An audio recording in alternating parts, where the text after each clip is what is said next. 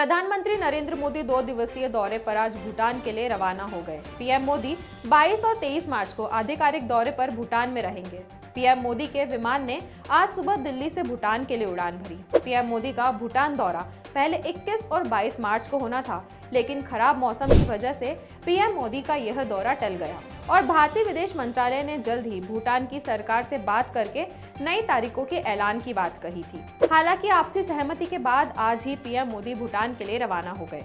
आज की रिपोर्ट में हम बात करेंगे प्रधानमंत्री नरेंद्र मोदी की यह यात्रा इस समय पर क्यों अहम है और क्यों भूटान भारत का सबसे अहम पड़ोसी है, और जो गलती तिब्बत के साथ हुई थी वह गलती भूटान के साथ नहीं होनी चाहिए। नमस्कार, मैं यशस्वी जोशी स्वागत करती हूं आपका यूबी न्यूज में, जहां हम न सिर्फ खबरें लाते हैं बल्कि उसका बारीक और सटीक विश्लेषण भी करते हैं। भारत सरकार की नेबरहुड फर्स्ट पॉलिसी के अनुरूप इस दौरे में रेगुलर उच्च स्तरीय बातचीत के साथ ही कई दूसरे रीजनल मुद्दों पर भी अहम बातचीत होने की संभावनाएं हैं। बता दें कि पिछले सप्ताह ही भूटान के पीएम भारत आए थे और उन्होंने पीएम को भूटान आने का न्योता भी दिया था। उनके न्योते के एक हफ्ते के भीतर ही प्रधानमंत्री का भूटान जाने का राजकीय कार्यक्रम का शेड्यूल तय हो गया। प्रधानमंत्री नरेंद्र मोदी ने अपने दोनों कार्यकाल की शुरुआत भूटान यात्रा से ही की थी। अब दूसरा कार्यकाल भी वह भूटान यात्रा से ही खत्म कर रहे हैं। दुनिया में हो रहे उठापटक के बावजूद भारत की विदेश नीति में भूटान के साथ संबंधों को लेकर एक निरंतरता बनी हुई है। भारत ने अपने इस पड़ोसी के साथ रिश्ते को बहुत ही सावधानी से संभाला है। भारत और भूटान दोनों ने दिखाया है कि कैसे सबसे बड़े और सबसे छोटे देश शांतिपूर्वक साथ रह सकते हैं और साथ में समृद्धि की राह पर बढ़ सकते हैं। यह रिश्ता सभी छोटे और बड़े देशों के लिए सबक है, खासकर हमारे क्षेत्र में। भारत के साथ संबंधों को भूटान जियो स्ट्रेटेजिक एसेट के रूप में देखता है। हिंदुस्तान के साथ साझेदारी को सेलिब्रेट करने और इससे हुए फायदे को स्वीकार करने में भूटान को कोई संकोच नहीं। अंतर्राष्ट्रीय मामले में ऐसा होना असाधारण और दुर्लभ है। भूटान ने दशकों तक शांतिपूर्ण विकास देखा है। प्रति व्यक्ति आय के मामले में इस रीजन में सबसे आगे है। दावा है कि उसके यहाँ वन क्षेत्र का सबसे अधिक अनुपात है। उसने अपने प्राकृतिक संसाधनों को संरक्षित करने और आर्थिक लाभ के लिए उनका उपयोग करने के बीच अच्छा संतुलन बनाया है। भारत के साथ पानी, बिजली के क्षेत्र में सहयोग या फिर टूरिज्म को रेगुलेट करना व्यावहारिकता और अपने हितों के बारे में जानने के लिए बेहतरीन उदाहरण है। राजनीतिक पक्ष पर जाए तो पूर्व राजा जिग्मे सिंघने वांगचुक के नेतृत्व वाले वांगचुक राजवंश ने यह सुनिश्चित किया है कि सफलता और समय दोनों को ही स्थिर नहीं रखना चाहिए।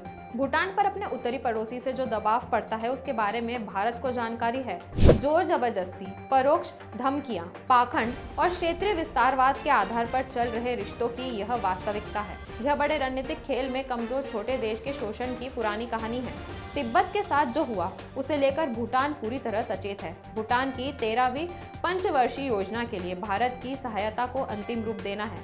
सहायता इस साल एक आर्थिक प्रोत्साहन पैकेज के साथ शुरू होगी। भारत के सहयोग ने भूटान को LDC दर्जे से आगे बढ़ाने में मदद की है और उच्च आय वाला राष्ट्र बनाने की राह पर आगे बढ़ाया है। 1020 मेगावाट की पुराता सांजू परियोजना इस साल अंत में चालू होने वाली है। ऊर्जा के अलावा भारत राष्ट्र निर्माण के अन्य सभी पहलुओं पर भूटान पर पसंदीदा भागीदार है।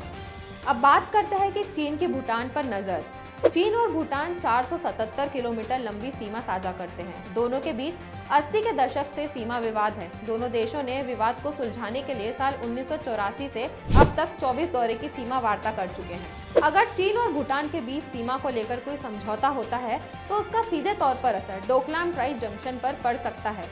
दोनों के बीच अब तक राजनीतिक संबंध नहीं है, लेकिन सीमा विवाद सुलझाने के लिए 2 दर्जन से ज्यादा बार बातचीत हो चुकी है। जिन 2 इलाकों को लेकर चीन और भूटान के बीच सबसे ज्यादा विवाद है। चीन भूटान को 495 वर्ग किलोमीटर वाला इलाका देकर उसके बदले में 269 वर्ग किलोमीटर का इलाका लेना चाहता है और चीन की इस मंशा पर हमेशा सबसे बड़ा रोड़ा है भारत। ये बात जग जाहिर है कि चीन आज तक किसी का सगा नहीं हुआ और भूटान भी इस बात को जानता है। इसलिए अगर बात एक विश्वसनीय पड़ोसी चुनने की आती है तो भूटान की पहली पसंद भारत रहेगा।